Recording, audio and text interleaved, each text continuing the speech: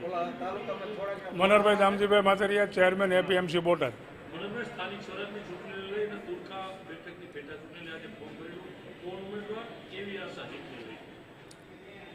બોટાદ જિલ્લાની અંદર 2 તાલુકા પંચાયતની પેટા ચૂંટણી છે, જેમાં મારું ગામ એટલે તુરખા ગામની તાલુકા પંચાયતના એક સદસ્યનું અવસાન થવાને કારણે આગામી દિવસોમાં પેટા ચૂંટણી યોજાનાર છે, જેમાં તુરખા, રંગપર અને ખાખુઈ 3 ગામનો સમાવેશ થાય છે.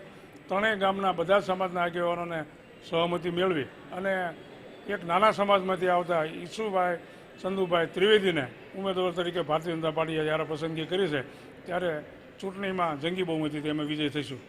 ગઈ બેઠક કોંગ્રેસમાંથી કોંગ્રેસના પંચાયતના સભ્ય હતા, આ વખતે ભાજપ ઉમેદવાર જીતશે, શું કારણ?